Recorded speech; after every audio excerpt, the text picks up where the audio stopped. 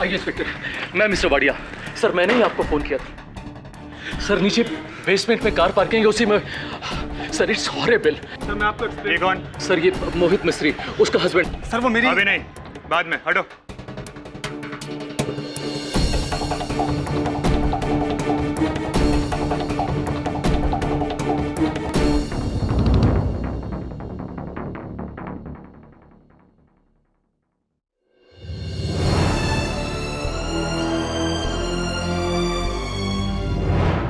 Sir वो parking.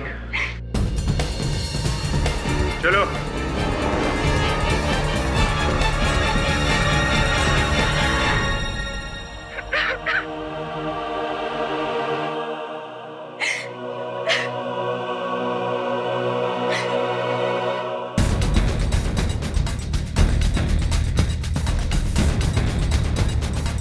ये देखिए सर।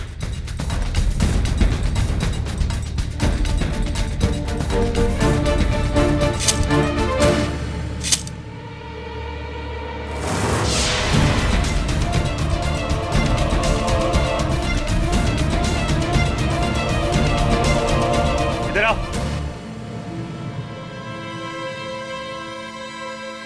कैसे हुआ ये?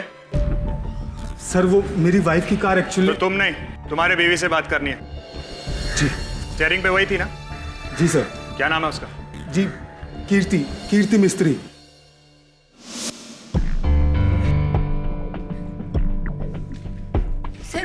सर मैं 1 घंटे पहले ही अपने 9th फ्लोर के फ्लैट से नीचे आई थी लिफ्ट से। बेसमेंट में गई थी गाड़ी निकालने के लिए। मैं अपनी माँ के यहाँ जा रही थी। आकर बताती हूँ ना, और तुम टेंशन मत लो। तुमने कहा था सूटकेस लेकर आऊं, तो मैं लेकर आ रही हूँ बाबा, और बड़ा वाला लिया है। छोटे में तो तुम्हारा सामान आएगा नहीं। हाँ मुझे पता है तुम पहली बार यूएसए जा रही हो माँ। ओहो क्या कूली माँ, एयरपोर्ट पे ट्रॉली मिलती है।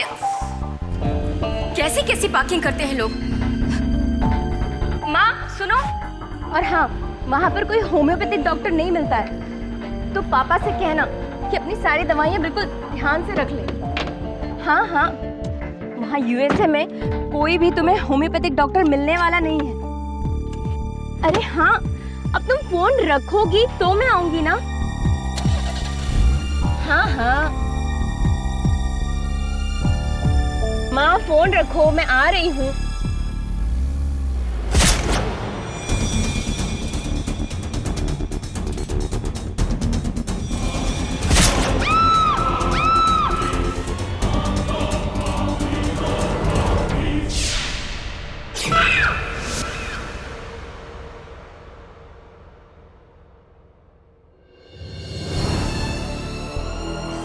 मैं सच में नहीं जानती कि रिंकू मेरी गाड़ी के पीछे कब कहां से आ गई। मैंने सच में नहीं देखा सर, मैंने सच में नहीं देखा। कैसे देखोगी आप? आपने बहुत ही गैर जिम्मेदाराना हरकत की है मिसेस मिस्त्री। देखिए सर, हम मानते हैं कि गलती हमारी है, लेकिन रिंकू क्या कर रही थी कार पार्किंग में? और वैसे भी इस वक्त तो वो हमारे बच्चों को स्कूल से लेने जाती है, और इस वक्त तो पूरा कार पार्किंग खाली रहता है। ये रिंकू क्या करती थी? सर वो हमारे घर में मेड है। वो ऐसे जो कुछ भी हुआ है आप ही की वजह से हुआ है। तहकीकात तो होगी। आप पुलिस स्टेशन चलिए।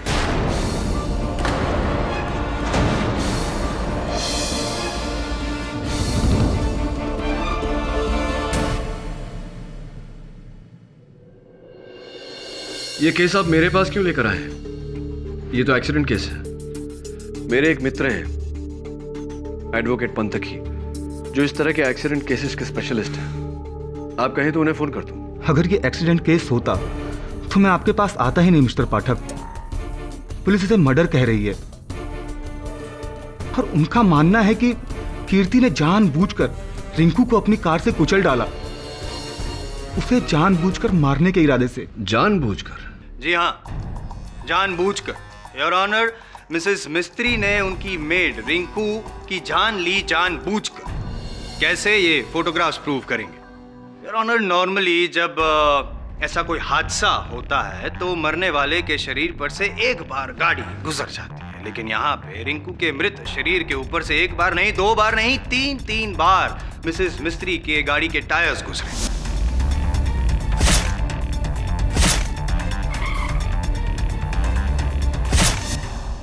हुआ यूं कि मिसेस मिस्त्री ने पहली बार रिंकू को कुचला और फिर गाड़ी को रिवर्स गियर में डाला और एक बार कुचला, लेकिन फिर भी जब उनको संतोष नहीं हुआ, वो पक्का करना चाहती थी कि रिंकू मरी है या नहीं, वरना अगर वो जिंदा रह जाती तो आप है ना, इसीलिए तीसरी बार और आखिरी बार भी आपने रिंकू को कुचला और रिंकू ने आखिरी सांस ली। फॉरेंसिक्स रिपोर्ट का ये कहना है योर ऑनर के तीनों मर्तबा जो टायर्स के निशान पाए गए हैं वो मिसेस मिस्त्री की गाड़ी के ही हैं।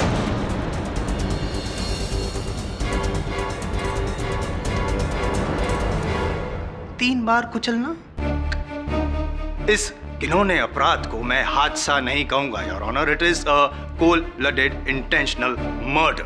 But why? क्यों जायसवाल साहब? मुझे पूरा विश्वास है कि आप अदालत को यह भी बताएंगे कि इस हत्या के पीछे उद्देश्य क्या था। क्यों भला कीर्ति जी ने अपने ही घर के मुलाजिम रिंकू जी की हत्या की, जबकि इन दोनों के बीच में कोई बैर, कोई दुश्मनी नहीं थी, राइट? जी हाँ सर, रिंकू मेरे घर में काम कर बहुत खुश थी। वो पिछले 6 सालों से मेरे यहाँ काम कर रही थी, बल्कि वो हमारे परिवार का एक हिस्सा थी, हिस्से की तरह थी, हमारे परिवार जैसी थी। फैमिली के हिस्से की तरह थी और शायद फैमिली का हिस्सा बनना भी चाहती थी। चाहोगे यार? बताऊंगा, धीरे धीरे सब बताऊंगा, लेकिन पहले दिखाऊंगा फुटेज।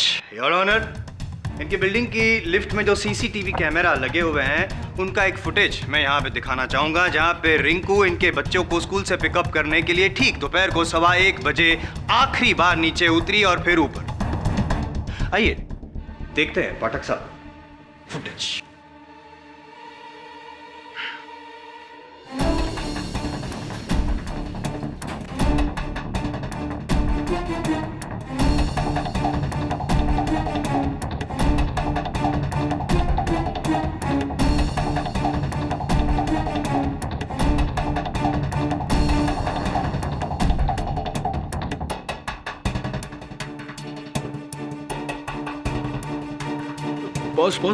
पॉज। योर ऑनर, मैं मिस्टर वाडिया को कटघरे में बुलाने की अनुमति चाहता। इजाजत है। ये वीडियो देखा आपने मिस्टर वाडिया? जी। आप ही थे रिंकू के साथ लिफ्ट में? जी हाँ। मैंने देखा कि जब आप रिंकू से बात कर रहे थे, डर रही थी, घबरा रही थी, और फिर विशेषकर यहाँ वो देखिए, जब आपने रिंकू को काट देने का प्रयास किया तब वो एकदम से डर के पीछे हटी।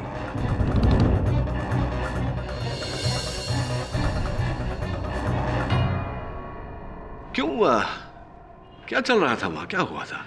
जी दरअसल मुझे पता लगा था कि रिंकू अंग्रेजी सीखना चाहती है, तो मेरे एक फ्रेंड का इंग्लिश कोचिंग इंस्टीट्यूट है, तो सर मैं उस गरीब लड़की को उनका विजिटिंग कार्ड देकर उसकी मदद कर रहा था सर। So sweet. उपकार कर रहे थे एक गरीब पर आप? श्योर? कुछ और नहीं था? Of course. और सर और क्या बात हो सकती है? वैसे भी गाड़ी मेरी नहीं थी सर, गाड़ी इनकी थी। Correct mister Wadia, correct. और वैसे भी केस आपके खिलाफ नहीं है, क्यों मिस्टर पाठक? इनके खिलाफ है, और इनके खिलाफ मेरे पास और भी कई सबूत हैं। जैसे कि इन दोनों के लिफ्ट में से बाहर निकलने के बाद ठीक 20 मिनट बाद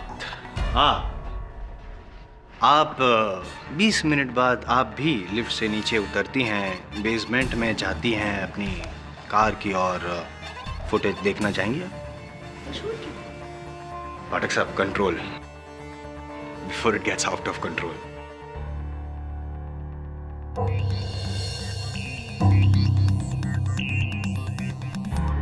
फुटेज में आपके हाथ में सूटकेस है? जी है। नहीं, क्यों है? दरअसल मेरी माँ मेरी बहन के यहाँ यूएसए जा रही हैं।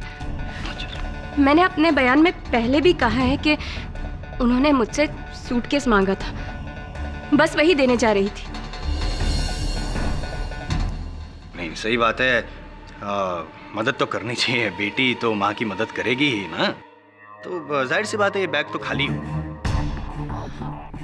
हाँ खाली था। अच्छा अच्छा, ऐसा क्यों लग रहा है इस फुटेज में कि आप बैग को घसीटते हुए जो लेके जा रही है, वो बैग भरा हुआ है, ऐसा क्यों लगता है? अक्सर तौर पे खाली बैग को तो यूं आराम से उठा के लेके जाता है इंसान। मेरी दीदी ने यहाँ पर कुछ सलवार सूट बनवाए थे, माँ वही लेकर जा रही थी, वही थे उसके अंदर। अभी अभी आपने कहा कि बैग खाली थी, अब कह रहे हैं कि... देखिए वकील साहब, सूटकेस खाली था या भरा था, इससे क्या साबित होता है? बहुत कुछ साबित होता है। एक औरत गुस्से में निकलती है, वहां पे कार पार्क की ओर जाती है, बैग लेकर रोते हुए देखा आपने, रो रही थी आप। आमतौर पे रियल लाइफ में कोई ग्लिसरीन यूज नहीं करता, आप रो रही थी कि नहीं? I object your honour. इस बात का रिंकू की हत्या के साथ कोई संबंध नहीं। संबंध है, इसीलिए पूछ रहा हूं। Your honour please. Overruled.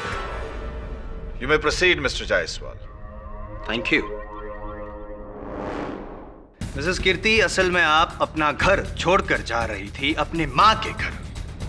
मैं नहीं, माँ के घर जा रही थी।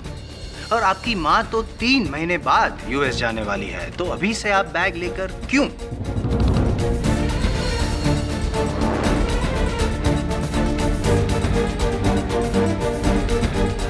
Sorry, don't mind, but I am getting a bit personal. बताइए ना क्या हुआ था कीर्ति जी?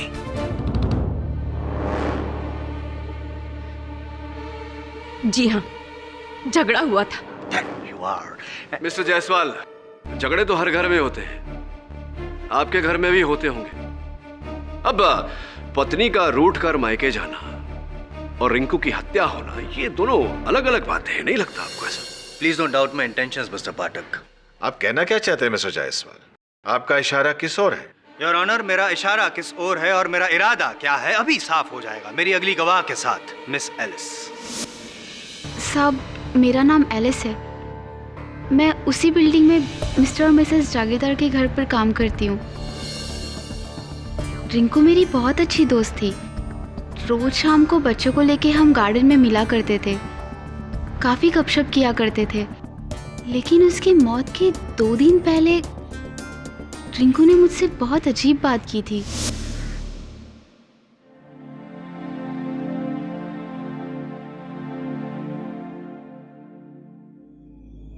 रिंकू, क्या छुपा रही है? दिखा ना। हाय ला, ये तो सोने का है ना? हाँ। किसने दिया? तेरे बॉयफ्रेंड ने? नहीं रे। बोल ना, वो मलाडोला सुरेशी है ना? नहीं बाबा। तो फिर? ये मुझे मेरे साहब ने दिया। इतना महंगा गिफ्ट देता है तेरा साहब? देख, मेरी मालकिन को नहीं पता है। अगर उनको पता लग जाएगा ना तो मेरे को और मेरे साहब को बहुत प्रॉब्लम हो जाएगा। तू मेरी दोस्त है इसलिए मैं तुझे बोल रही हूँ, तू बताना मत किसी को। हाँ? और वो बात मैंने कभी किसी को नहीं बोली, लेकिन अब रिंकू के मरने के बाद मैं बोल रही हूँ। बहुत सही जगह पे बोल रही हैं आप एलिस। क्या ये वही चेन है? सही। योर ऑनर, मार्केट में इसका वैल्यूएशन करवाया हमने, करीबन 12,000 की ये चेन है। अब मिसेस मिस्त्री अगर रिंकू को ये चेन देती 12,000 वाली तो अब भी समझ में आता, लेकिन आपने इतना महंगा चेन रिंकू को तोहफे में दिया, बात कुछ हजम नहीं हुई।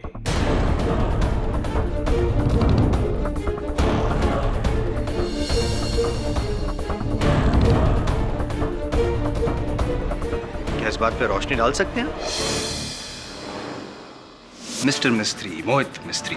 आपकी मेड रिंकू की उंगलियों के नाखून में से कुछ मिला है।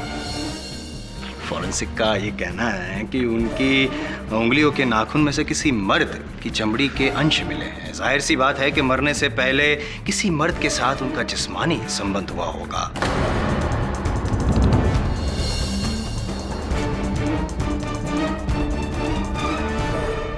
इसीलिए वो जो चमड़ी के अंश मिले हैं रिंकू की नाखून में से, राइट? क्या पता चला कि वो डीएनए किसका है? नहीं और ऑनर, इसकी जांच हो रही है, लेकिन मुझे यकीन है कि वो जो सैंपल्स है मिस्टर मिस्त्री के साथ जरूर मैच होंगे। देखिए, मैं मानता हूं कि वो चैन मैंने रिंकू को दी थी, लेकिन इसके पीछे मेरा कोई गलत इरादा नहीं था। और प्लीज आप लोग इस बात को किसी गलत तरीके से ना लें। और वैसे भी किसी को तोहफा देना कोई कानूनी जुर्म तो है नहीं। क्रिमिनल ऑफेंस नहीं है, लेकिन मॉरल ऑफेंस तो है। अगर आपने आपकी पत्नी को ना बताया हो तो बताया था आपने कि ये चेन दिया है? जी हाँ, बताई थी। कीर्ति से पूछ लीजिए।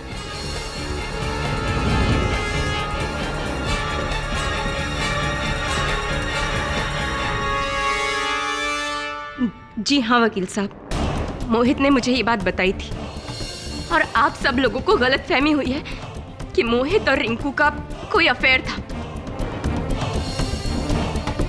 इनफैक्ट ये चेन तो मैंने ही रिंकू के लिए सिलेक्ट की थी। हाँ। अच्छा, करेक्ट। दोनों को पता था, आपको भी पता था, तो एलिस ने क्यों अभी कहा कि ये बात आपको ना बताए वरना गजब हो जाएगा? मैं क्या जानूं ये बात? लेकिन मैं जानता हूं। क्या आप जानती थी कि आपके पति मोहित का अफेयर था आपकी चहेती मेड रिंकू के साथ? आप नाराज थे इस बात से, आप अपने पति के साथ लड़ी झगड़ी, लेकिन जब वो नहीं माना तो आप अपना सामान लेकर निकल पड़ी घर की ओर जाने के लिए अपनी गाड़ी से, और जाते जाते उस रिंकू को भी कुचल गई अपनी गाड़ी से।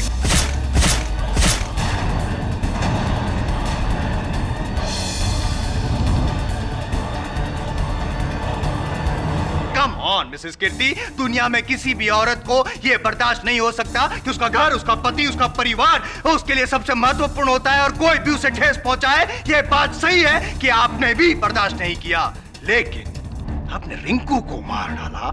यहां पे आप गलत थी।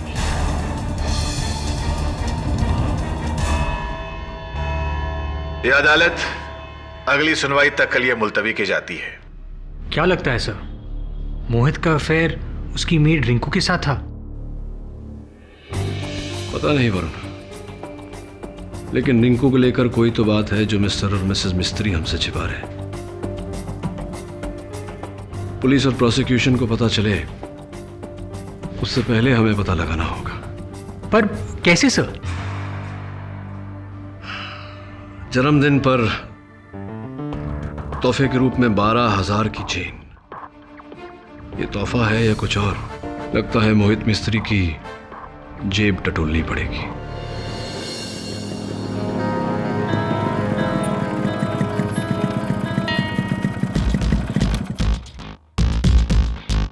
शिफाली, मैं तुम्हें बाद में कॉल करता हूँ। अरे कॉल कर रहा हूँ बाबा। शिफाली, मैं लिफ्ट में दाखिल होने वाला हूँ, सिग्नल वैसे ही कट जाएगा। ट्राई एंड अंडरस्टैंड बाबा। हाँ, मैं कर रहा हूँ। आप तो मिस्टर केडी पाठक के साथ काम करते हैं ना? जी हाँ, मेरा नाम वरुण है। अच्छी। मिस्टर मिस्त्री से मिलने आया रिंकू की डेथ के सिलसिले में।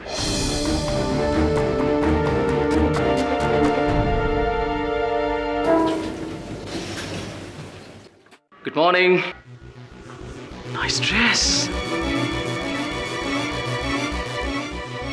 अब फोन कॉल।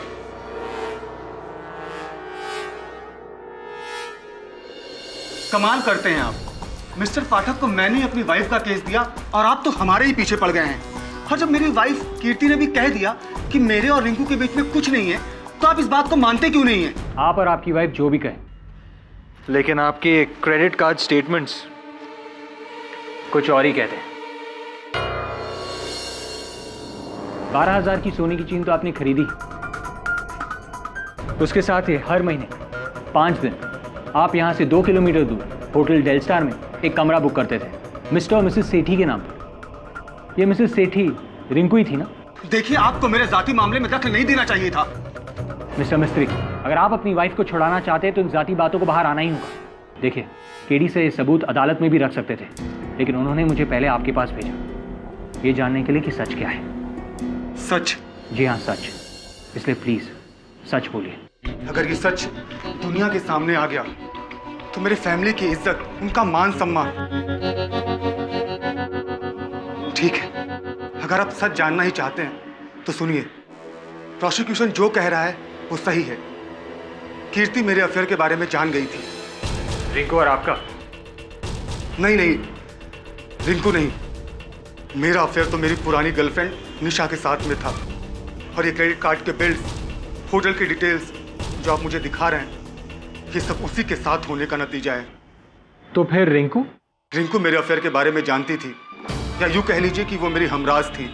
वैसे मैं पेशे से एक राइटर हूँ, अपना सारा काम घर पे ही करता हूँ। तो मेरी वाइफ कीर्ति ऑफिस जाती है, तो जब मेरी वाइफ कीर्ति ऑफिस जाती थी तो अक्सर मैं चोरी छिपे अपनी गर्लफ्रेंड निशा से मिलने चला जाता था।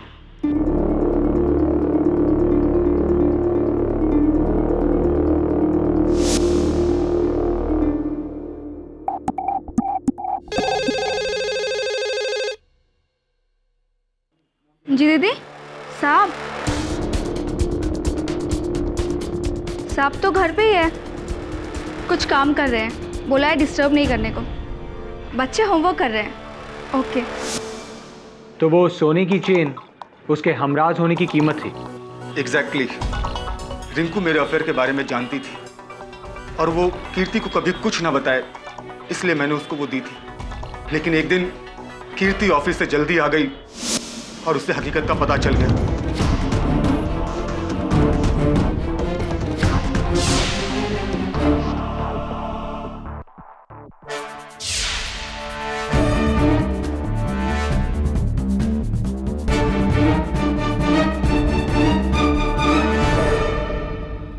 तुम समझ क्यों नहीं रही हो? मैं घर आ रही हूँ बस। नहीं, मोहित ने जो किया है उसके बाद मैं उसके पास एक पल भी नहीं रह सकती। वो तुम्हारे समझाने से भी नहीं समझेगा। तुम देखो माँ, तुम मुझे अभी कुछ भी मत बोलो। नहीं माँ, मोहित ने मेरा दिल तोड़ा है, मेरा घर तोड़ा है। मैं अब यहाँ नहीं रहूंगी। मैं आ रही हूँ माँ। क्यों रुकूं मैं जब वो समझना ही नहीं चाहता? नहीं माँ, मैं आ रही हूँ, बोला ना। क्यों? वो मेरा भी घर है, मैं बस आ रही हूँ। बाय।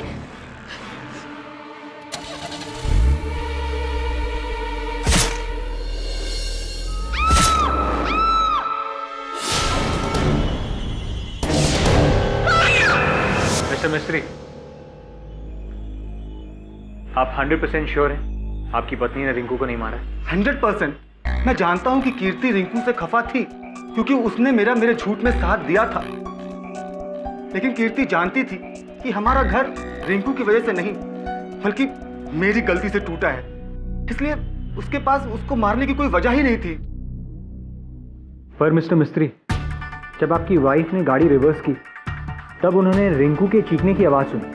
इसका मतलब यह है कि रिंकू उस वक्त जिंदा थी। और फिर रिंकू के शरीर पर एक नहीं 3 बार वही गाड़ी का चढ़ना, जबकि पार्किंग लॉट में और कोई नहीं था सिवाय आपकी पत्नी के और रिंकू के। इसीलिए मिस्टर मिस्त्री, मैं आपसे दोबारा पूछता हूं, क्या आप 100% श्योर हैं कि आपकी पत्नी बेकसूर है? अगर कहीं ऐसा कुछ हुआ तो मैं क्या करूंगा? ओह माय गॉड, ये क्या हो गया? मेरे किए की सजा मेरी कीर्ति को मिल रही है।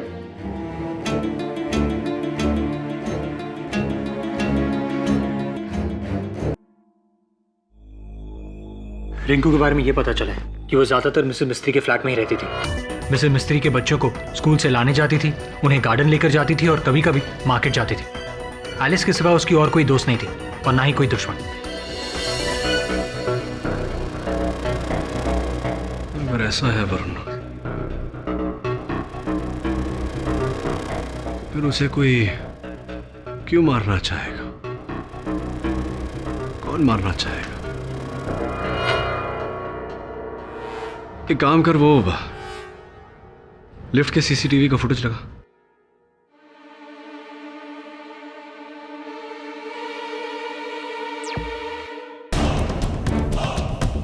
सर, मुझे इस वाडिया पर शक है। सुना है ठरकी टाइप का है। वाडिया अपनी निजी जिंदगी में जो भी हो, सच तो ये है कि मैं गाड़ी इसकी थी ना, ये उस गाड़ी में था। पॉज कर एक मिनट। पहले वो क्लिप चला जहां मिसेस मिस्त्री नीचे आती है। Ready? Play.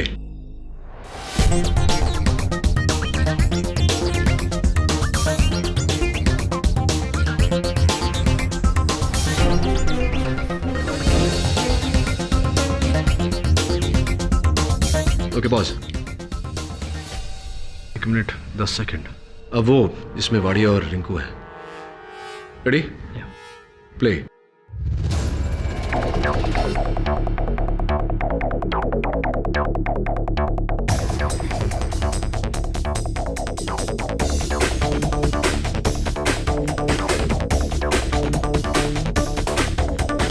Pause. 1 minute 22 second. कुछ तो गड़बड़ है वरुण। जब मिसेस मिस्त्री 9 माले से नीचे आई बेसमेंट तक, यानी कि 9 माला और 1 माला बेसमेंट का 10 माले, यानी कि 10 माले का सफर तय करने में उन्हें पूरा 1 मिनट लगा। पर माला 6 सेकंड, 6 सेकंड्स पर फ्लोर। लेकिन जब रिंकू नीचे उतरी उस समय भी लिफ्ट 10 सेकंड के लिए ही रुका था। तो फिर रिंकू को यह सफर तय करने में 1 मिनट 22 सेकंड क्यों लगे? सर ये कैसे मुमकिन है? लिफ्ट्स की तो एक ही स्पीड होती है। लिफ्ट की तो एक ही स्पीड है, 6 सेकंड्स पर floor, 12 minute, 2 extra floors, 9 + 2 11th floor. 11th floor. पर रिंकू 11th फ्लोर पे क्या कर रही थी? तूने कहा था ना बिल्डिंग में उसकी इकलौती दोस्त एलिस है। पता लगा एलिस तुझे 11वें माले पर ही मिलेगी। सर ये ओके बोर्ड है। गाड़ी धोने के बाद सारी चाबियां लाके हम यहाँ पे जमा करते हैं। उस दिन मिसेस मिस्त्री को मैं यहाँ से निकल के चाबी दिया था। उससे पहले चाबी किसी और के हाथ तो नहीं लगी थी ना? नहीं साहब। सिवाय तुम्हारे। मुझे मिस्टर मिस्त्री की गाड़ी देखनी है जो बेसमेंट पार्किंग में है। चलो।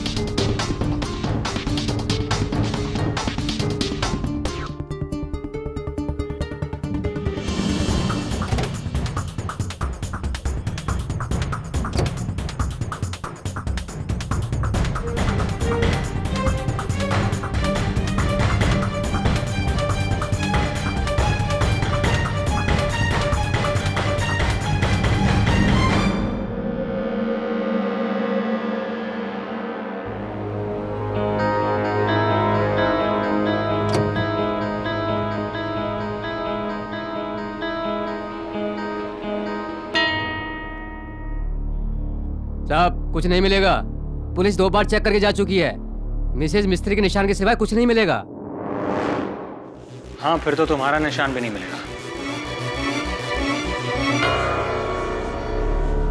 अरे मैं बहाना नहीं बना रहा, मैं सच में कह रहा हूँ लिफ्ट है।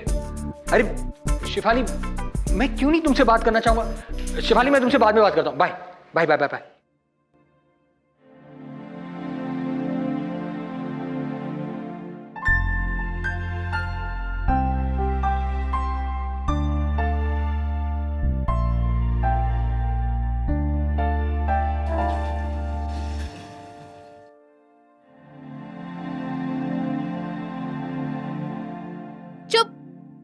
दोनों चुप हो जाओ।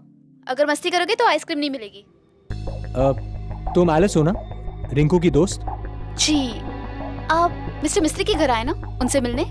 नहीं, मुझे 11th फ्लोर पे जाना है। वहाँ कौन रहता है? वहाँ तो मेरा घर है, मेरी मेम साहब का।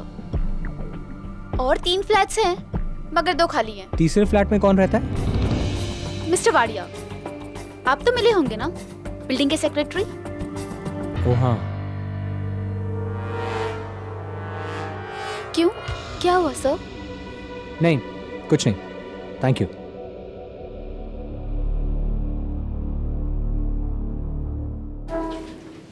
चलो बाय बाय।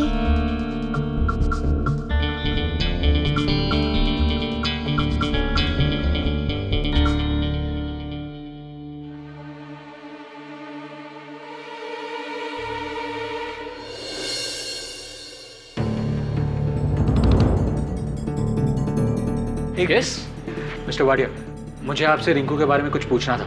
मुझे जो कुछ कहना था मैं कोर्ट में कह चुका हूँ। देखिए मुझे कुछ और पूछना। जल्दी आओ ना।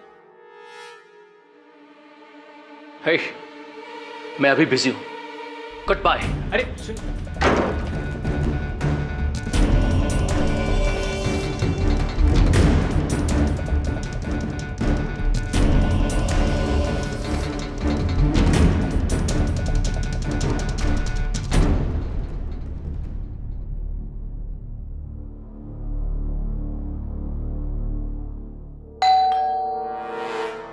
जी हाय। कौन है एलिस? वो केडी पाठक जी के साथ काम करते हैं ना, आइए ना। तो मिस्टर वाडिया के बारे में जानना चाहते हैं आप? जी। बिल्डिंग के सेक्रेटरी हैं, अकेले रहते हैं, पर ना जाने उनके घर कौन कौन सी औरतें आती हैं। तभी तो कोई भी लड़की उनके घर पे काम करने को रेडी नहीं होती है। बदतमीज है बुढ़ा, कभी एक को छेड़ता है तो कभी दूसरे को। नॉनसेंस है, डर्टी मैन। अरे रिंकू के पीछे तो हाथ धो के पड़ा हुआ था। वो तो हमेशा किसी न किसी कोशिश से वो चाहता था कि वो उसके घर पे आ जाए। उस दिन मौत से पहले रिंकू इसी फ्लोर पर आई थी, क्या आपने उसे देखा था? मैं तो बाजार गई थी और एलिस बच्चों को लेके गार्डन में, लेकिन मेरे पति घर पे थे। नरेन ये पूछ रहे थे कि तुमने उस दिन रिंकू को फ्लोर पे देखा था? नहीं, मैंने नहीं देखा। आप एक काम कीजिए ना, जाकर उस वाडिया से पूछिए, अक्सर बुलाता रहता है वो उसको।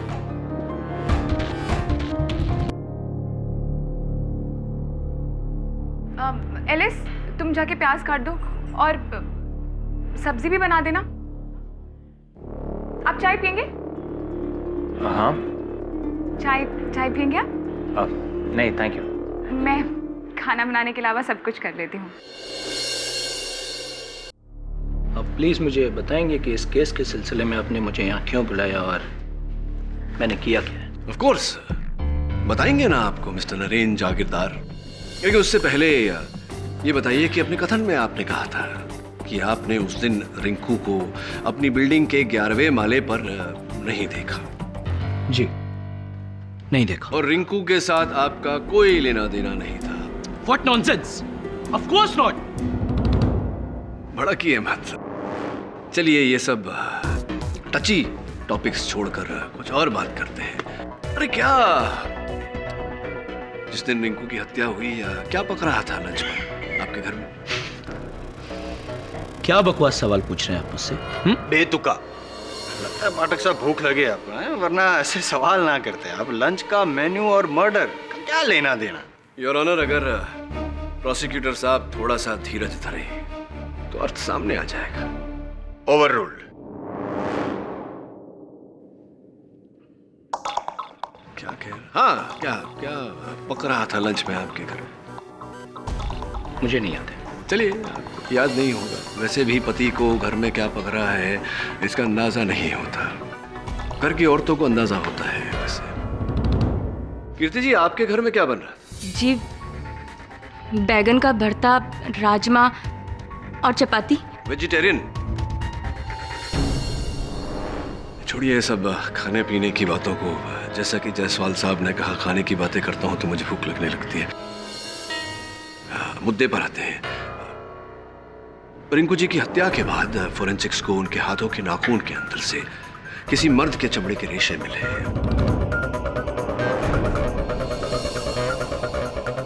स्पष्ट है कि हमने उन रेशों का डीएनए टेस्ट करवाया तो पता चला कि वो रेशे ना तो मिस्टर वाडिया से मैच हो पाए, ना ही मिस्टर मिस्त्री से। मैं आपसे पूछना चाहूंगा मिस्टर जागीरदार, क्या लगता है आपके अनुमान से किसके साथ मैच हुए होंगे वो रेशे?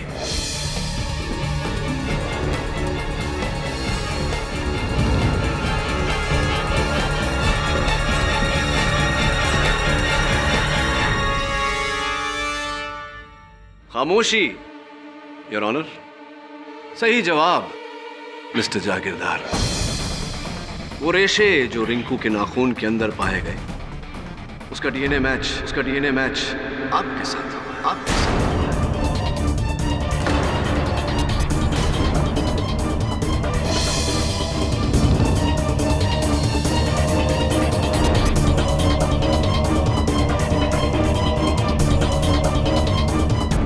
कहना चाहते हैं इस बारे में आप? कैसे पहुंचे आपके रेशे रिंकू के नाखून के अंदर? मेरे और रिंकू के बीच में नाजायज थे।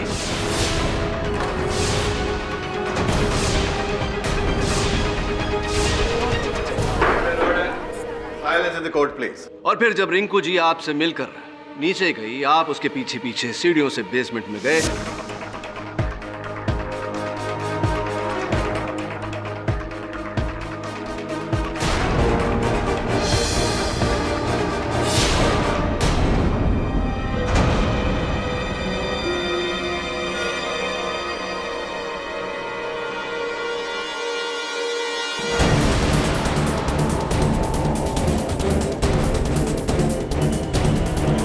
आपने कीर्ति जी की गाड़ी ली, 2 बार ठोकर मारी रिंकू को, उसे कुचला गाड़ी के नीचे।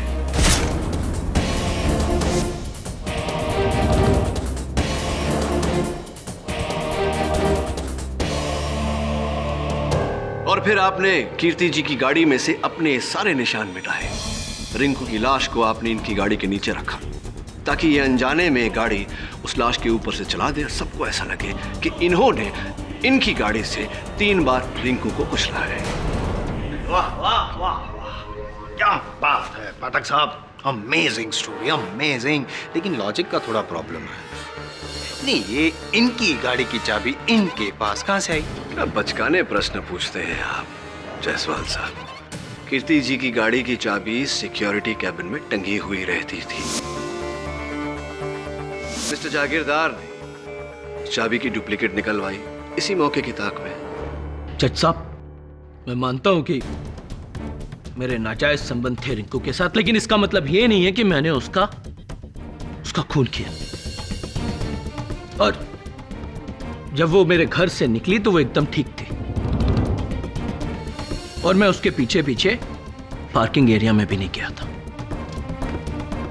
मैं अपने घर पर ही था। करेक्ट करेक्ट पाठक साहब। जी जी, यू आर नॉट करेक्ट। नहीं, क्या थियरी जरा समझाइए ना। अगर मिसेस कीर्ति के नीचे उतरने से पहले मिस्टर जागीरदार ऑलरेडी बेसमेंट में गए थे और उसने रिंकू को कुचल दिया था, इसका मतलब ये हुआ कि जब मिसेस कीर्ति ने गाड़ी रिंकू के ऊपर चढ़ाई तब वो मर चुकी थी। तो मर चुकी थी तो वो चीख कहां से आई?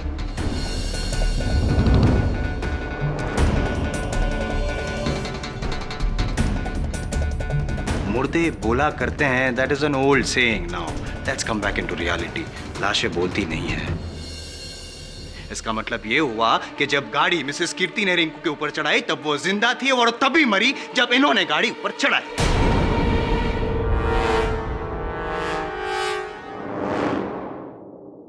मुर्दे बोला करते हैं, that is an old saying. Now let's come back into reality. लाशें बोलती नहीं है। इसका मतलब ये हुआ कि जब गाड़ी मिसेस कीर्ति ने रिंकू के ऊपर चढ़ाई तब वो जिंदा थी और तभी मरी जब इन्होंने गाड़ी ऊपर चढ़ाई। Simple, actually simple. ये जायसवाल साहब, आप आजकल बहुत ही अक्लमंद बुद्धिमानी की बातें करने लगे हैं। कहीं संगत का असर तो नहीं हो रहा? वो जो चीख कीर्ति जी ने सुनी थी वो रिंकू की नहीं थी, क्योंकि रिंकू मर चुकी थी। वो चीख उसकी थी, उस महिला की थी जो वहां पार्किंग में उपस्थित थी उस समय, जो चीखी ताकि कीर्ति जी को यह आभास हो कि इन्होंने किसी को कुचला। और चूंकि आप तो मर्द हैं, महिला तो है नहीं, आप विराजिए अपनी पत्नी मिसेस नीता जागीरदार को भेजिए यहाँ कटघरे में।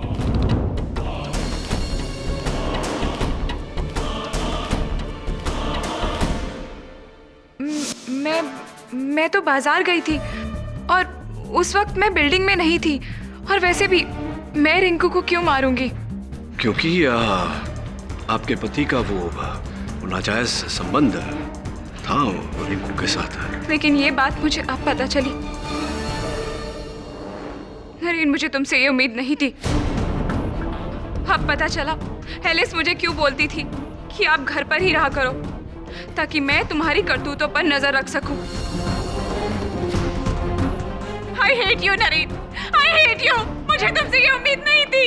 देखिए मैडम, ये घरेलू झगड़े घर में ही हो तो अच्छा है। एक बात बताइए, क्या लगता है आपको,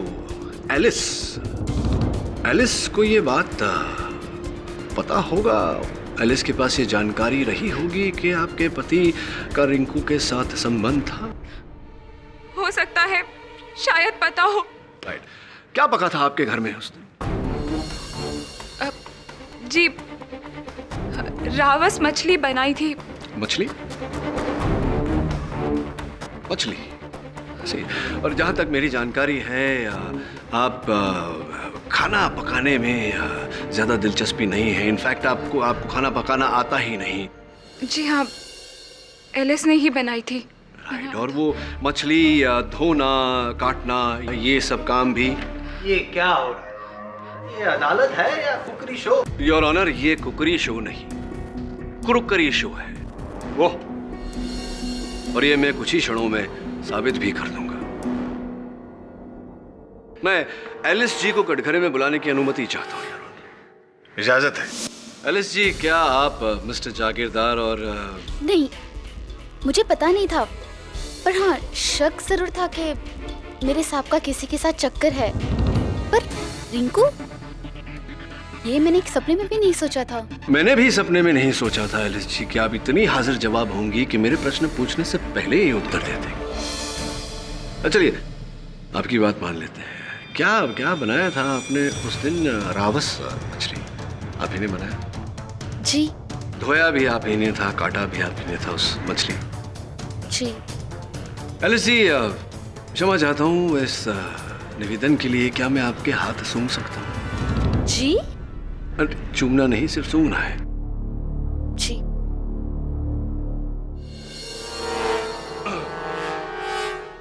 एलिस जी, आप यहाँ अदालत में आने से पहले प्याज, अनियंस काट के आई हैं? जी। यही प्रॉब्लम हो गई आपको।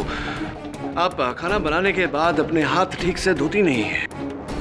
जो आपने पकाया है उसकी बू आपके हाथों में रह जाती है। ऐसा ही हुआ उस दिन भी। रिंकू को मारने के बाद आपने कीर्ति जी की गाड़ी में से हर निशान मिटा दिया, किंतु आपके हाथों में जो रावस मछली की बू थी वो इनके स्टीयरिंग पे रह गई, और अब भी इनके स्टीयरिंग पे रावस मछली की बू आ रही है।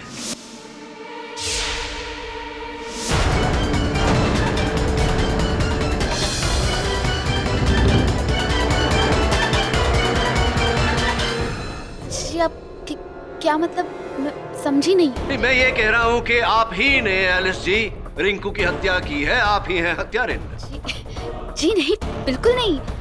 आप ऐसे कैसे बोल सकते?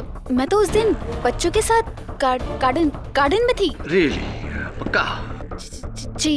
बच्चों को बुलाकर पूछते हैं, क्योंकि जहाँ तक मेरी जानकारी है बच्चों की स्मरण शक्ति बहुत तेज होती है और बच्चे कभी झूठ नहीं बोलते। योर ऑनर, मैं बच्चों को बुलाकर यहाँ पूछना चाहता हूँ। बच्चों को क्यों?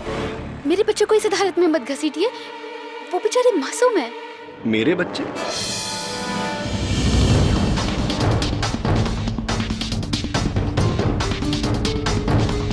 मेरा घर, अपना घर, अपना परिवार। पहले से ही आप अपने आप को जागीरदार परिवार का हिस्सा मानती आई है, और अपने इस परिवार की प्रतिष्ठा बनाए रखने के लिए जिसे रिंकू के कारण ठेस पहुंची थी, आपने पहले रिंकू को समझाने की कोशिश की, लेकिन वो नहीं मानी। तब आपने ये प्लान बनाया। आप बच्चों को लेकर गई गार्डन में, किसी के सहारे छोड़ा। जो डुप्लीकेट चाबी आपने कीर्ति जी की गाड़ी की बनवाई थी उसे लेकर गई। आप पार्किंग में रिंकू के आने का इंतजार किया, और रिंकू के नीचे आते ही आपने उसे गाड़ी के नीचे कुचल दिया। आप मना कर सकती हैं मेरी बात को, लेकिन इसका अर्थ ये होगा कि अगर ये कांड आपने नहीं किया तो ये कांड आपकी मेम साहब नीता जाए। नहीं, नीता मैडम बेकसूर है।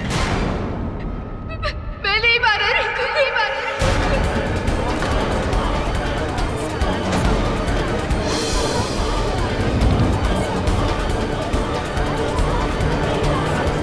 Order, silence in the court, please.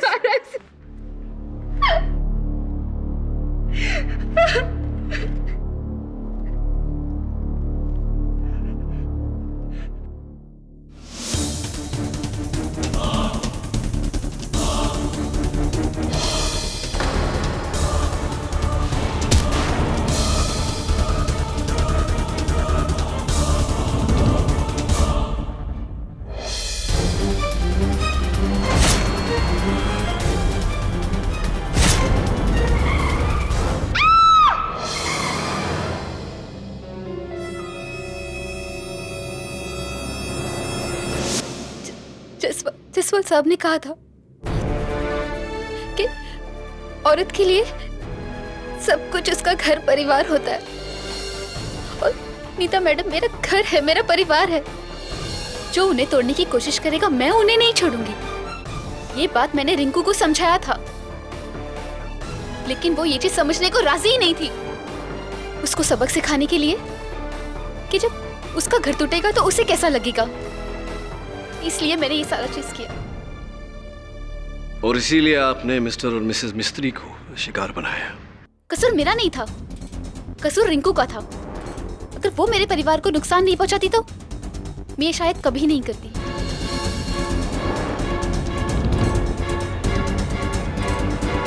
Alice, आपके इस भावना की, इस जज्बे की मैं कद्र करता हूं, लेकिन किसी भी समस्या का समाधान हिंसा से नहीं हो सकता।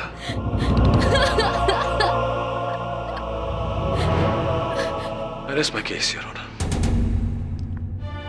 यह अदालत एलिस डिसिल्वा को रिंकू सन्याल के कत्ल में दोषी पाते हुए हिरासत में लेने का हुक्म देती है और कीर्ति मिस्त्री को इस मुकदमे से बाइज्जत बरी करती है। The case is closed. Pathak sahab, अब क्या है यार? क्या पकाया है आपने यार? हाँ। नहीं, इस कच्चे केस को पकाया, जीत गए आप। Congratulation sir. कंग्रेचुलेशन तो मुझे तुम्हें कहना चाहिए। मुझे? हाँ, तुम्हारे उस मछली के मुंह के कारण मैं सत्य तक पहुंच पाया हूं। वेल डन मालूम। Thank you sir. कभी कभी बच्चा भी अच्छा काम कर जाता है।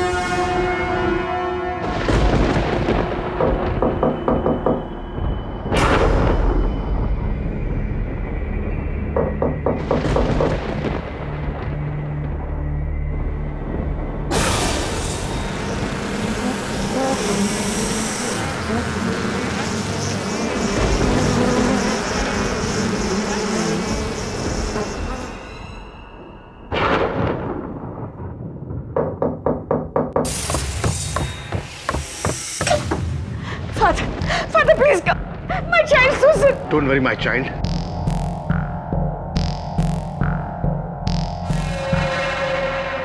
फादर, मेरे को नहीं मालूम उसको क्या हो गया, लेकिन I have seen the devil in her eyes. मैंने उसे बांध कर रखा था, पर उसने तो रस्सी भी तोड़ दी। बहुत खतरनाक हो गई है। वो शैतान उसे मार डालेगा। He will kill her.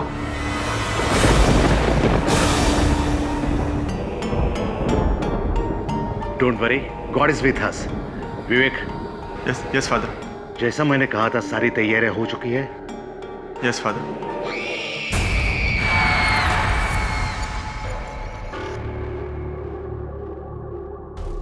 मुझे फौरन ऊपर जाना होगा, आप लोग यहीं रहिए।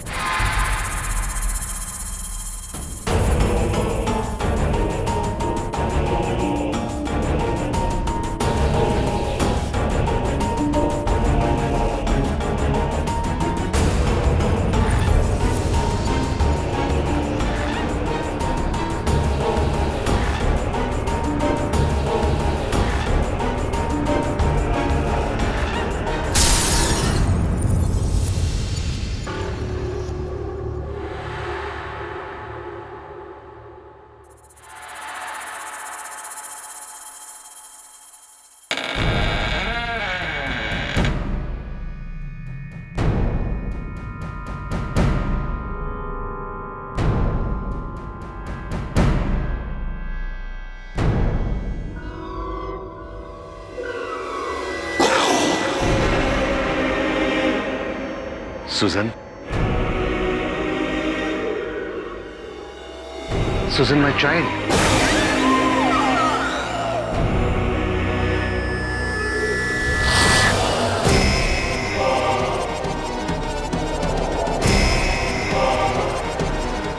सुजन, कैसे हो फादर?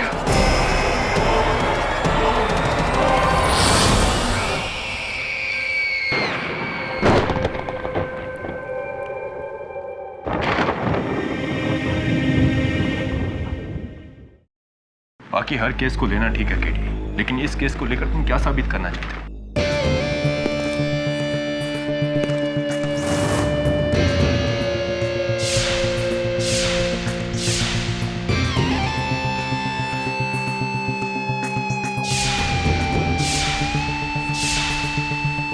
केडी साहब,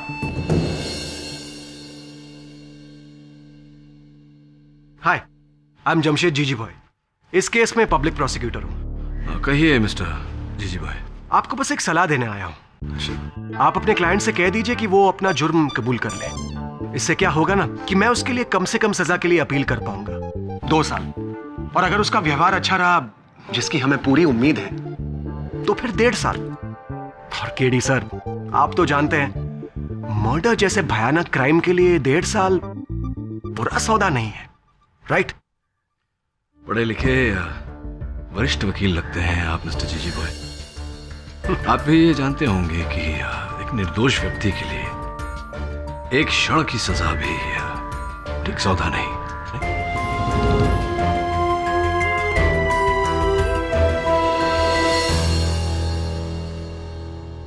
जैसी आपकी मर्जी। अब मैं लाइफ सेंटेंस के लिए अपील करूंगा। इस केस को एक मिसाल बना दूंगा। All the best. Good day. दबे जरा आना 1 मिनट।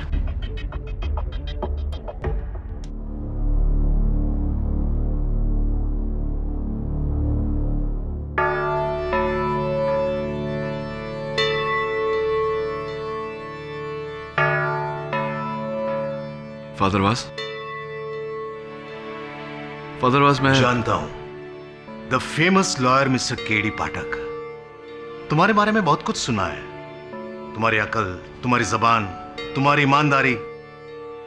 एक अच्छा वकील होने के लिए सारे गुण हैं तुम्हारे अंदर। लेकिन यह केस कोई आम नहीं है। मुझे बचाने के लिए तुम्हें सिर्फ एक काबिलियत चाहिए, सिर्फ एक। भगवान को मानते हो? इंसानियत को मानता हूं। तो फिर यह केस छोड़ दो केडी। इससे लड़ना तुम्हारे बस की बात नहीं है। इंसानियत इंसानों के लिए है, लेकिन जब मुकाबला शैतान से हो तब क्या करोगे? किससे लड़ोगे मिस्टर केडी पाठक?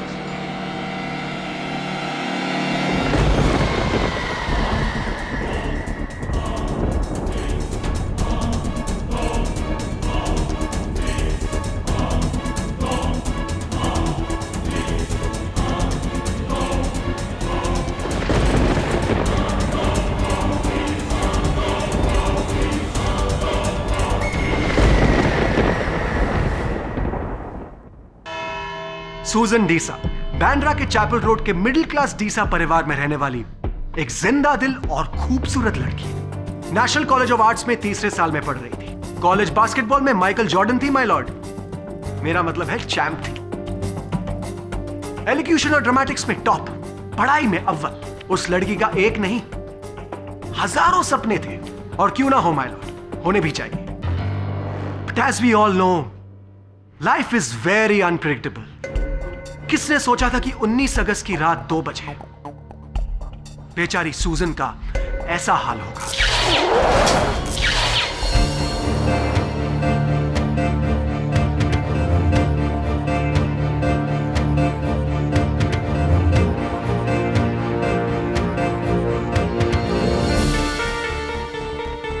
सूजन के आखिरी दिनों में उसकी यह हालत थी माय लॉर्ड। एक फोटोग्राफ।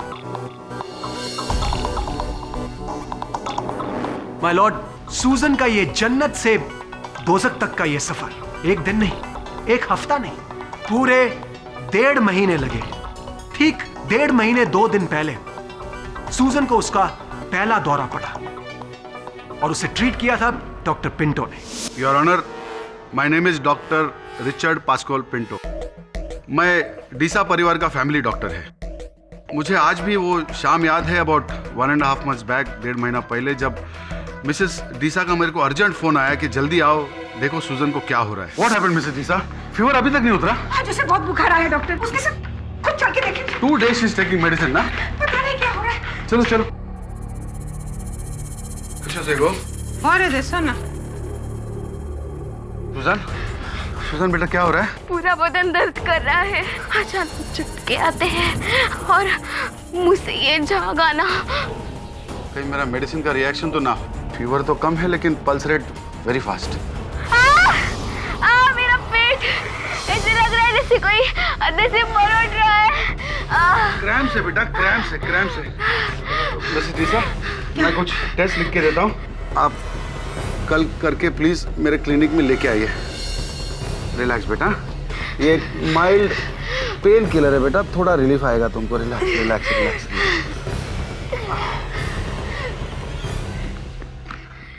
हाँ, मैं लिख के देता हूँ आपको। जी। सुजन, टेक केयर माय चाइल्ड। अरे सुजन बेटा, तुम्हारा तो बास्केटबॉल टूर्नामेंट चालू है ना? फाइनल्स कब है? मेरे को बुलाना। या श्योर, इस मंथ के एंड में। Very good, backup child, backup. All the best, get well. Mrs D'Sa, वो क्या है? वो डॉक्टर सुबह से ही है, मैं उसे साफ कर देती हूँ।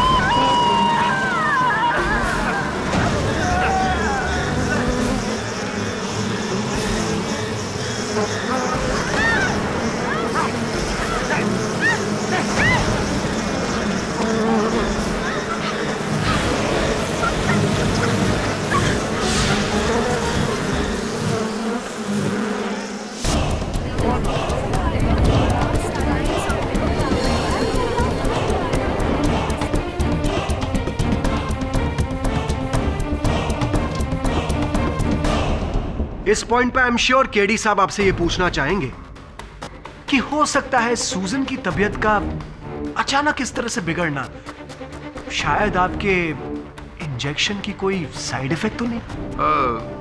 राइट मिस्टर पाठक। मेरे को भी पहला ऐसा डाउट आया, लेकिन मैं बहुत साल से इनका फैमिली डॉक्टर है, तो मेरे को इनका सबका मेडिकल हिस्ट्री मालूम है। सूजन का कोई भी मेडिसिन को एलर्जिक रिएक्शन नहीं था, और मैं अपना क्लिनिक में टेस्ट भी करवाया, एवरीथिंग वाज क्लियर।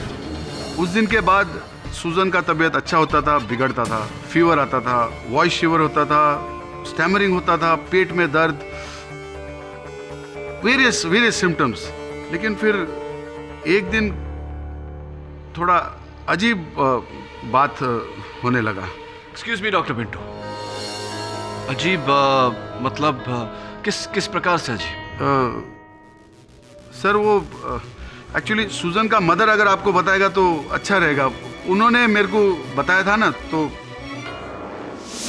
1 महीने पहले अक्सर रात के 3 बजे सूजन की नींद खुल जाती थी। हाँ, ठीक 3 बजे। लेकिन एक रात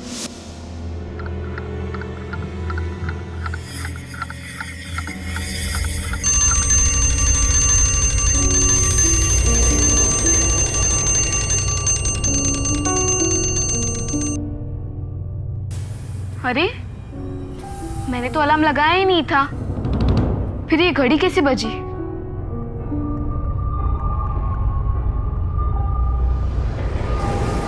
ये जलने की बू कहाँ से आ रही है?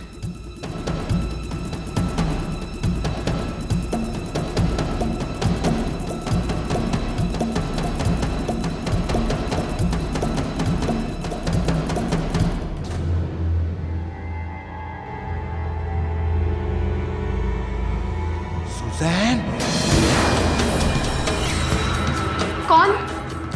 इधर आओ मेरे पास। कौन है? मैं यहाँ हूँ, तुम्हारे पेट के नीचे।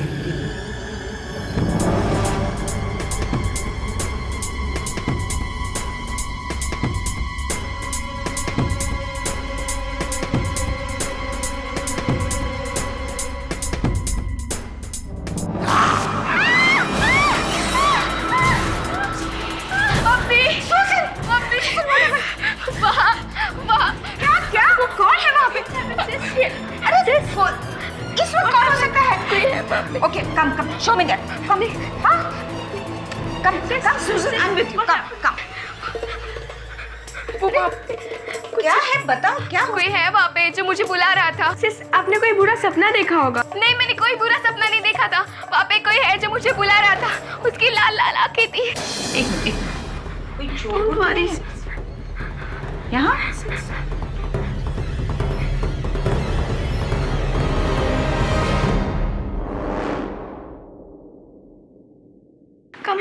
यहाँ तो कोई भी नहीं है बेटा।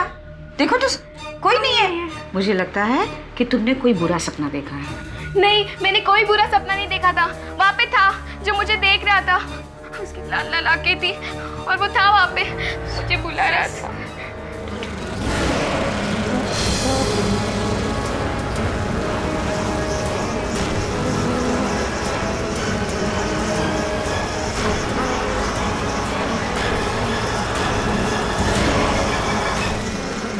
उस रात के बाद मेरी सुजन को डरे पड़ने लगे। वो ऐसे चीजों को देखने लगी जिसे हमने कभी देखा ही नहीं।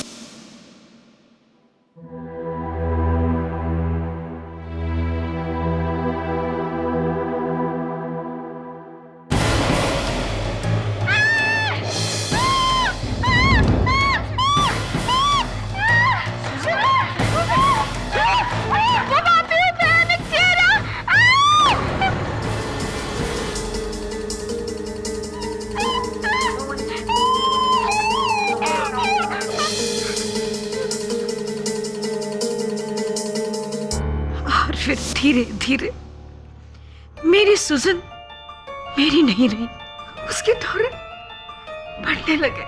वो कभी किसी की आवाज सुनती या कभी किसी के भयानक चेहरे देखती, वो चीखती थी, चिल्लाती थी। उसे देख के ऐसे लगता था जैसे मानो ये सुजन नहीं कोई और ही है।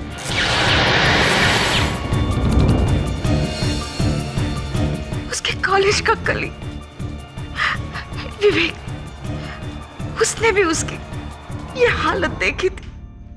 कोई रिश्ता था तुम्हारे और सूजन के बीच? जी, मैं उसका बॉयफ्रेंड था और उसकी बिगड़ती हुई हालत को सबसे करीब से मैंने देखा है।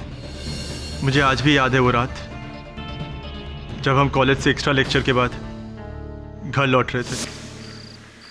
सुजैन, जब तबीयत ठीक नहीं थी तो घर से बाहर निकलने की क्या ज़रूरत थी?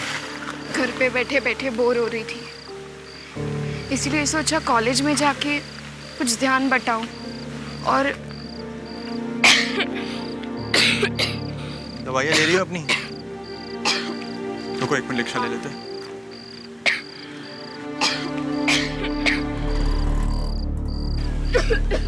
बैंड्रा,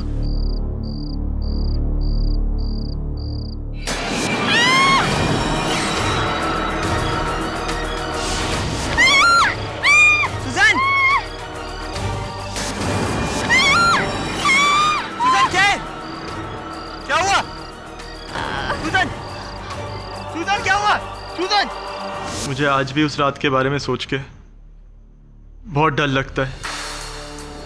सुजैन को ऐसी हालत में मैंने पहले कभी नहीं देखा था।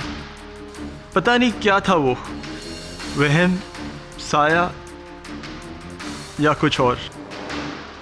इस घटना के बारे में आपने सूजन के परिवार को बताया होगा। क्या किया था उनके परिवार ने उसके बाद? उसकी बिगड़ती हुई हालत को देख के सुजैन की मॉम ने डॉक्टर पिंटो से सलाह ली और मशहूर न्यूरो स्पेशलिस्ट डॉक्टर द्विवेदी को बुलाया। ऐसी डॉक्टर विजय द्विवेदी। डॉक्टर पिंटो ने ही मुझे सुजान डिसा को रेफर किया था। सुजान को गहराई से जांचने के बाद मैं इस नतीजे पे पहुंचा कि सुजैन को साइकोटिक एपिलेप्टिक डिसऑर्डर है, यानी मिर्गी के दौरे पड़ना, जिसका असर उसके दिमाग पर भी हो रहा था। लेकिन डॉक्टर द्विवेदी, जहाँ तक मेरा ज्ञान है, मिर्गी के दौरे शारीरिक होते हैं, शारीरिक कंपन होती है, उससे मानसिक असर कैसे होगा? जबकि सुजैन के कान बज रहे थे, उसे आवाज़ें सुनाई दे रही थी, उसकी आंखें धोखा दे रही थी, उसे लाल आंखों वाले ऐसे। इसीलिए तो मैंने आपसे कहा साइकोटिक एपिलेप्टिक डिसऑर्डर, इसमें शरीर के हिस्से दिमाग पर काबू पा लेते हैं। सुजैन का भी हाल कुछ ऐसा ही था, उसके दिमाग ने उसका साथ देना छोड़ दिया था। उसे ऐसे लगने लगा जैसे कोई उसे हानि पहुंचा रहा है।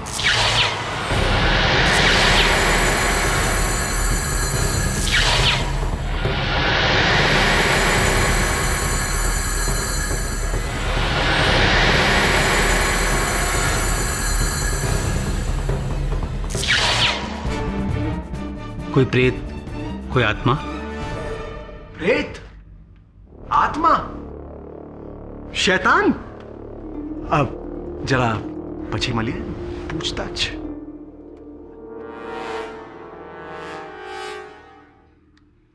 ऐसा कुछ था क्या डॉक्टर साहब? ऑफ कोर्स नॉट, ये उसका भ्रम था। जिसका इलाज क्या था डॉक्टर साहब? इलाज था ड्रग सल्बुटॉल, जो मेरी देखरेख में मैं उसे दे रहा था। इससे शरीर और दिमाग कंट्रोल में रहते थे। पर क्या? पर सुजैन ने मेरा इलाज बंद कर दिया था, फादर वास के कहने पर।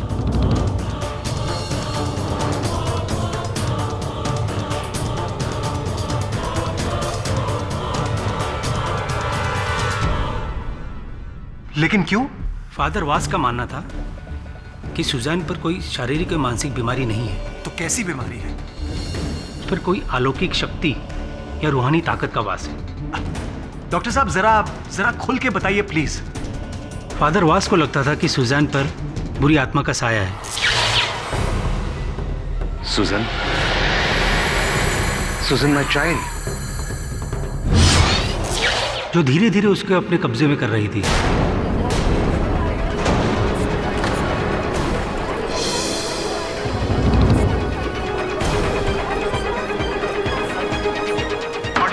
Silence in the court, please. और इसीलिए फादर वाज ने सूजन का मेडिकल इलाज बंद करवा के उसका धार्मिक इलाज शुरू करवा दिया। जी हाँ, लेकिन इससे सुजैन को फायदा नहीं नुकसान ही हुआ, क्योंकि दुआ तभी काम करती जब साथ में दवा का असर भी हो। तो इसका मतलब अगर सूजन ने ड्रग सल्बुटॉल जारी रखा होता तो वो बच जाती थी। यकीनन, जाहिर सी बात है, अगर दवाई लेना बंद कर देंगे तो बीमारी और बढ़ेगी और एक दिन जानलेवा हो जाएगी। सूजन डीसा की मौत का कारण क्या था डॉक्टर?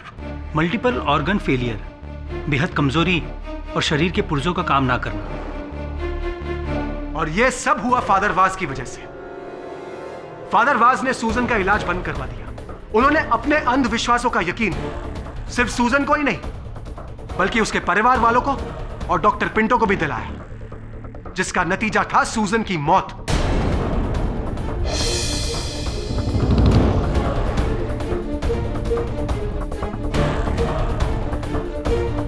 इसीलिए पुलिस और प्रोसिक्यूशन सूजन का कातिल फादर वाज को मानती है।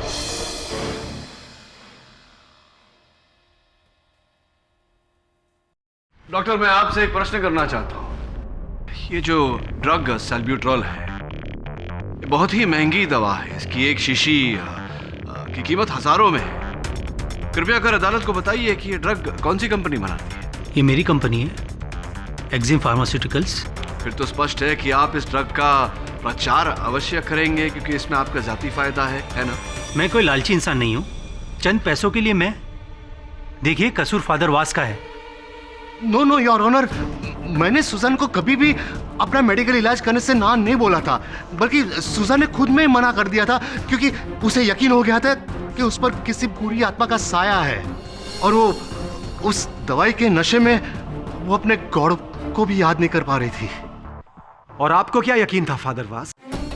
वेल, आई एम श्योर कि उस पर किसी डेविल, किसी शैतान का साया था।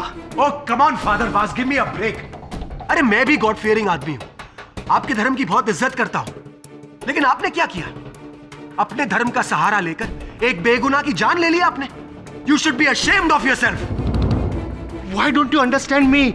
उस शैतान ने सुजन के पूरे बॉडी को कब्जा कर लिया था। Father was.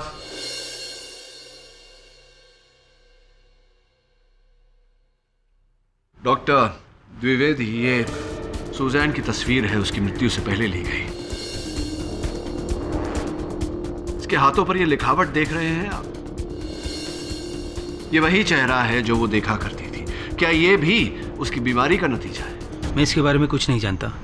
केडी साहब, आप साबित क्या करना चाहते हैं कि सूजन की मौत किसी भूत प्रेत या आत्मा की वजह से हुई है? यस केडी, आखिर इस बात से तुम क्या साबित करना चाहते हो? तुम जानते हो अदालत इन बातों को नहीं मानती। जी योर ऑनर, जानता हूं मैं केवल इस केस की उन परिस्थितियों को सामने लाने का प्रयास कर रहा था जिन परिस्थितियों से फादर वाज घिरे हुए थे। और ये जो प्रश्न है, इन सब के उत्तर तो मैं भी खोज रहा हूं। जवाब है हमारे पास केडी साहब। योर ऑनर, सूजन की मौत किसी भूत प्रेत या आत्मा की वजह से नहीं हुई, बल्कि लापरवाही और गुमराह हो जाने की वजह से हुई है।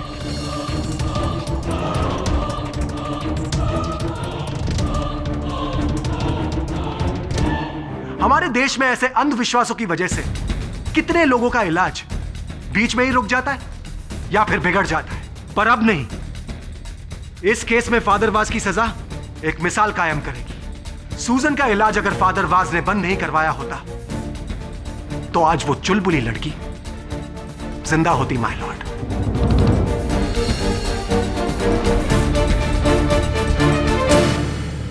एडमिट कीजिए फादर वाज कि आप ही ने सूजन की जान ली है।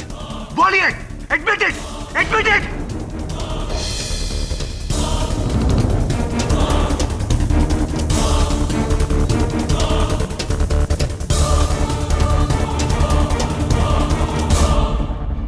फादर प्लीज समझने की कोशिश करिए। अदालत भूत प्रेत की बातों में नहीं मानता। अगर आपने अपना बयान नहीं बदला तो कभी इस केस से रिहा नहीं होंगे। तो कीड़ी मैं क्या करूं? झूठ कह दूं कि सुजन की मौत बीमारी की वजह से हुई है? नहीं, सुजन की मौत एक आत्मा की वजह से ही हुई है। फादर प्लीज, मैं ये नहीं कह रहा कि आप अदालत में झूठ बोलिए, बस मेरी तरह एक निष्पक्ष राय दीजिए। जो आपने देखा है, जो आपने सुना है, बस उतना ही कहिए। अदालत को अपना निर्णय खुद लेने दीजिए। तब तो मेरा अदालत में चुप रहना ही अच्छा है, क्योंकि जो खौफनाक सच मैंने देखा है, मैंने सुना है, वो अदालत तो क्या तुम भी कभी नहीं यकीन करोगे। खौफनाक सच? ये कैसा सच है जो आपने अदालत में नहीं बताया? सुजन के मौत के 10 दिन पहले की बात है। एक रात को मैं सुजन के घर में था, उसके कमरे में। प्रेयर बुक से मैं उसे प्रेयर सुना रहा था। सुजन बेड पर लेटी हुई थी। कब उसे नींद आई पता ही नहीं चला। बहुत देर हो चुकी थी, रात के करीब 3 बजे थे।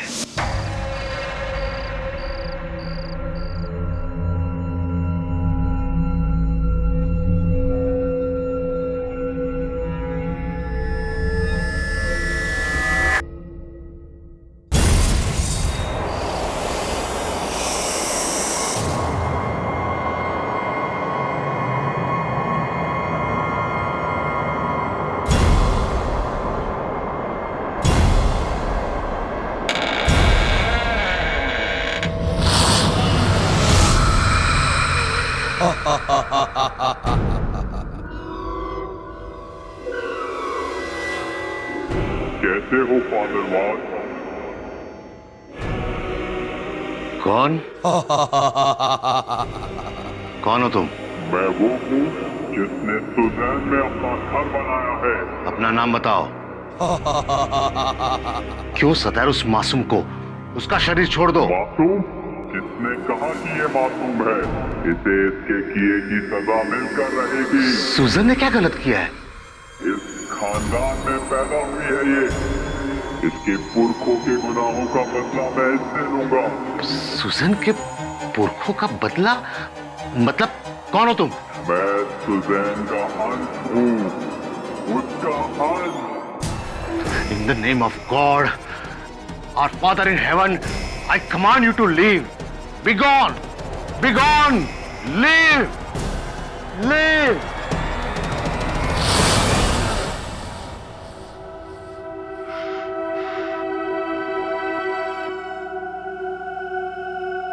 Father. How are you my child? मुझे डर लग रहा है father. Save my life. Don't worry my child, God is with us, don't worry.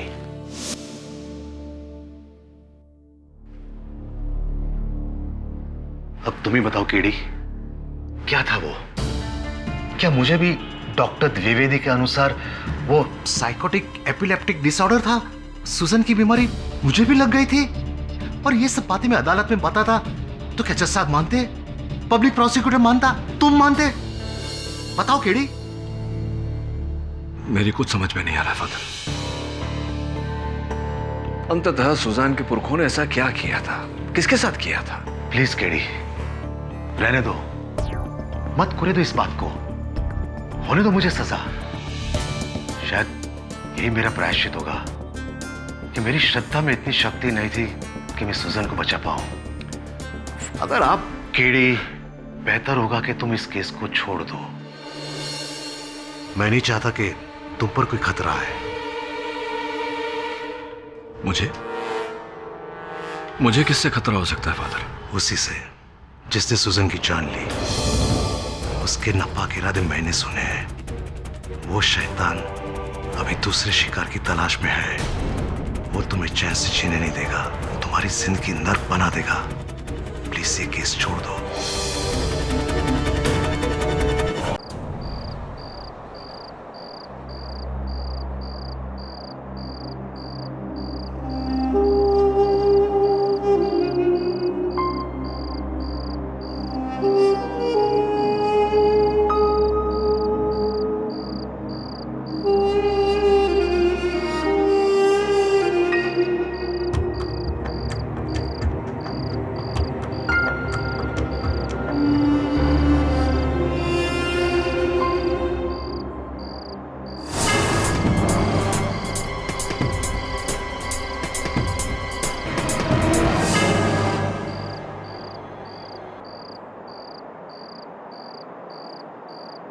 यहाँ अकेले क्यों बैठे हो विवेक?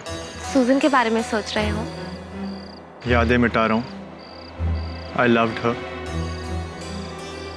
यादों के सहारे जिंदगी नहीं कटती। पास्ट को भुलाकर जिंदगी में आगे बढ़ना पड़ता है। और मैं तुम्हारे साथ नो प्रिया, मैं जानता हूँ तुमने हमेशा से मेरे लिए फीलिंग्स रही है, पर मेरे लिए सुजैन से पहले ना कोई था ना कोई होगा। भूल जाओ।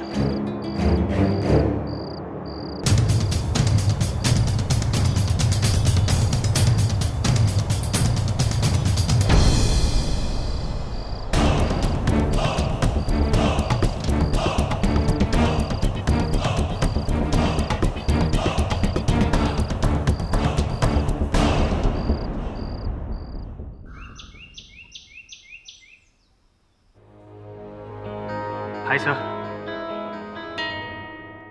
आत्माओं के कब्जे पर जो भी किताब मिली सर ले आया। इन्हें देखकर ऐसा लगता है कि इस दुनिया में बहुत सारे लोग हैं जो इस अनहोनी को मानते हैं। दुर्भाग्यवश कानून और अदालत नहीं मानते। कैसे मानेगी सर?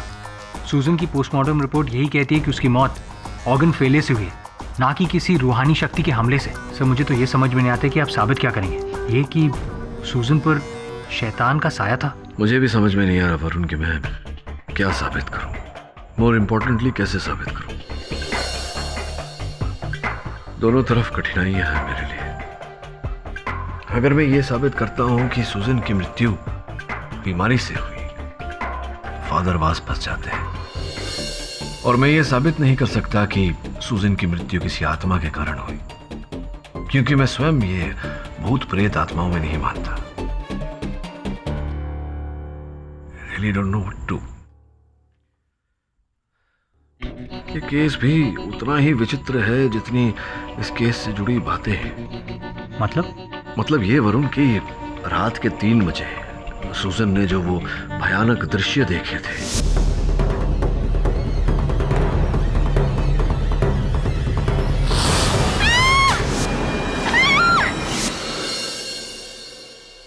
फादर वास ने भी ठीक 3 बजे वही सब देखा, वही सब सुना।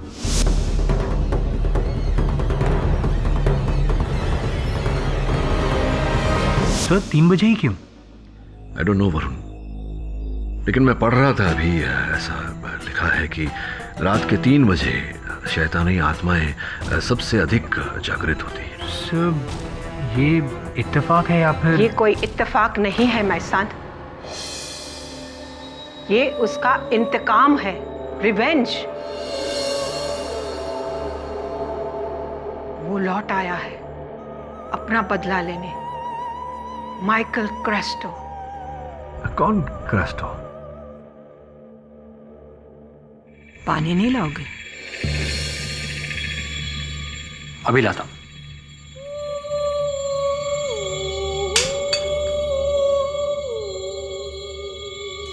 आप बैठिए बैठिए, मैं उठा देता हूँ। ठीक है। ये लीजिए। थैंक यू बेटा। क्या कह रही थी आप? चाय। आज से 80 साल पहले दिशा मेंशन किसी और का था, एक शिप बिल्डर माइकल क्रास्टो का। लेकिन कहते हैं उसका पार्टनर एलेक्स डिसा, सुजन का दादा, उसने क्रास्टो को मार के उसका घर, उसकी जायदाद सब अपने नाम कर लिया। लेकिन ये क्या केवल एक कहानी है या वास्तविकता में ये सब हुआ था? पुलिस को कोई सबूत नहीं मिला, उसके लिए केस बंद कर दिया। पर लोग कहते हैं कि एलेक्स ने क्रेस्टो का लाश उसी घर में कहीं दफन किया था, और आज भी क्रेस्टो का लाश डिसा मेंशन में कहीं दबा हुआ है। पानी लीजिए।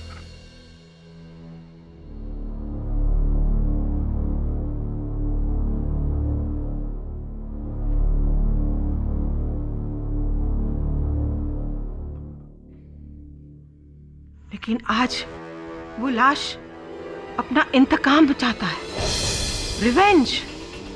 इसलिए उसने सुजन को मार के उसके दादा का बदला लिया है। एक बात नहीं समझ पाया कि इतने वर्षों बाद, इतना समय बीत जाने के बाद अचानक ऐसा क्यों किया? शायद किसी ने गलती से क्रेस्टो की आत्मा को जगा दिया हो, पर मुझे नहीं पता। हाँ, एक बात पता है, सुजन के अंदर जो आत्मा था जिसने उसका जान लिया, वो माइकल क्रेस्टो ही था। राइट। और अब एक एक करके वो सबको मार देगा, सबको।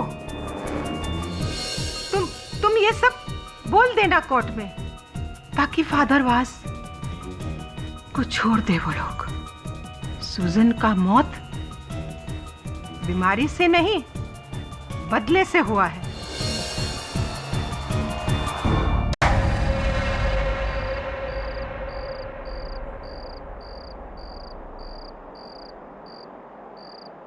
डॉक्टर पिंटू, आप यहाँ? क्या हुआ?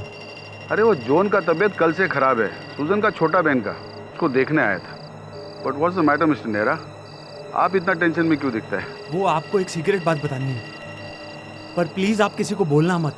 सुजैन की मौत किसी बीमारी या भूत से नहीं हुई है, ये एक साजिश है। क्या? What nonsense mister Nehra.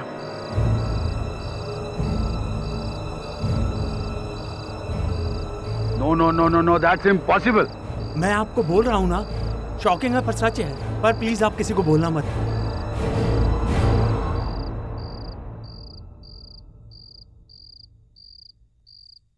Sir, आपको क्या लगता है सुजन की दाई माँ की बातों का माइकल क्रेस्टो का भूत? कोई मतलब नहीं है इन बातों का वरुण, ये सब भ्रम है उनका। सुजन की मृत्यु के पीछे कोई अलौकिक शक्ति का हाथ नहीं। पर सर, फादर वास ये अदालत में कभी नहीं कहेंगे। Let's see.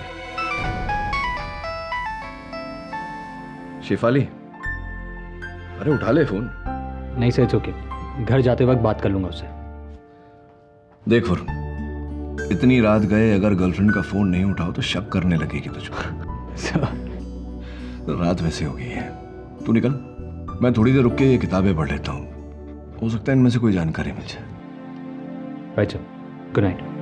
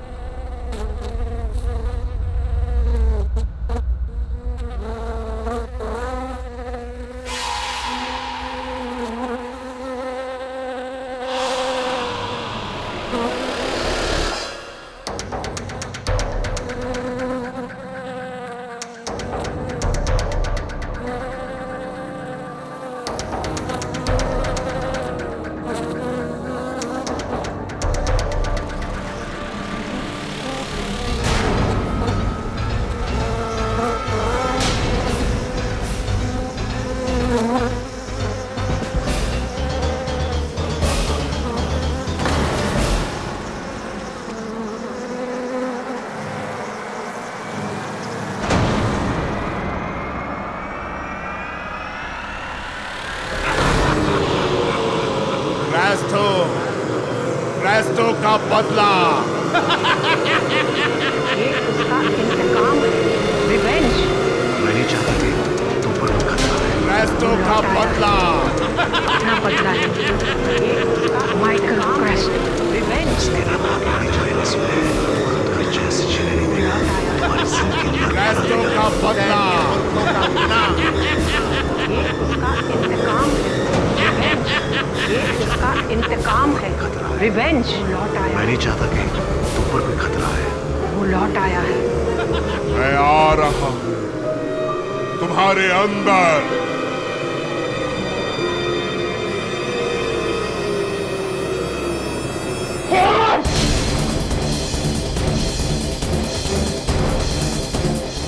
समय वरुण।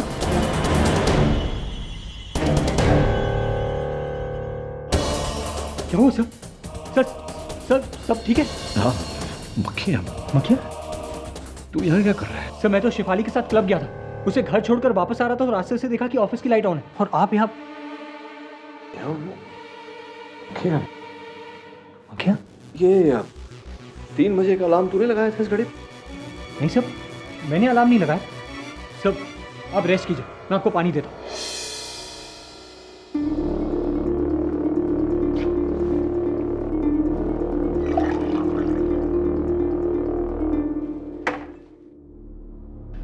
पानी। थैंक्स वरुण। मक्खी है इसमें। मक्खी?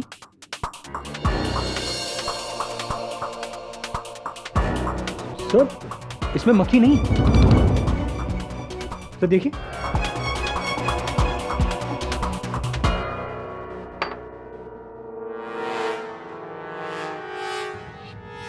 क्या हो रहा है मुझको?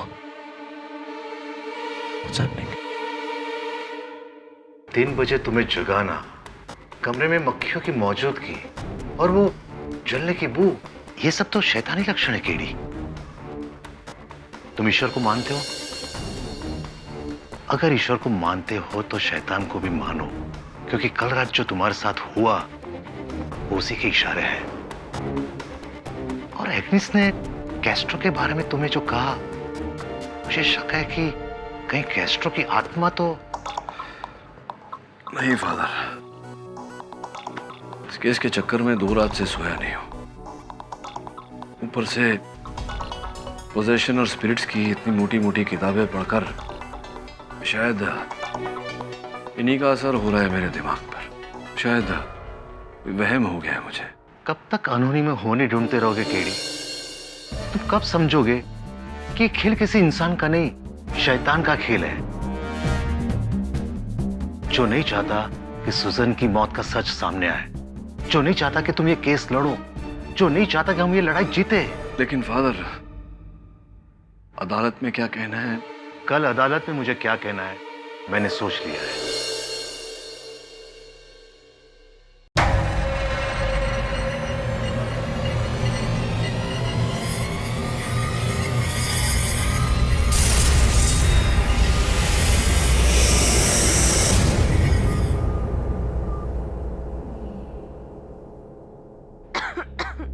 डॉक्टर, जुआन को तो बुखार उतरने का नाम ही नहीं ले रहा। What happened to my child? दिशा, मेरे भी समझ में कुछ नहीं आ रहा है। इतना एंटीबायोटिक दिया लेकिन कोई फायदा नहीं हुआ।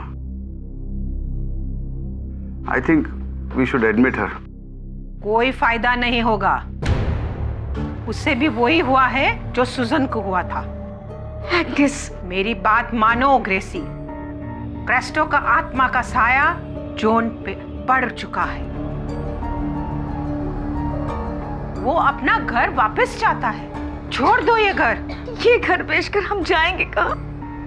ये घर ही तो सिर्फ हमारे लिए है। एग्नेस, उनको डराओ मत। डरने का वक्त गया डॉक्टर पिंटो, अब करने का टाइम है। मिस्टर नेहरा ने बहुत अच्छा ऑफर दिया है इस घर का, बेच दो उसे ये घर। तो क्या ये घर बेच के सब कुछ ठीक होगा? क्या मेरे सूजन मुझे वापस मिल जाएंगे? नहीं, ये घर मेरे पुरखों की निशानी है। मैं इसे नहीं बेचूंगी, नहीं बेचूंगी मैं इसे। एग्नेस, मागचा ऐसी तू माका माफ करे डॉक्टर। शांत हो। मिसेस डीसा, आई फील सूजन का डेथ के रीजन से थोड़ा ज्यादा डर गया है, सहमा गया है। I think we should let her rest.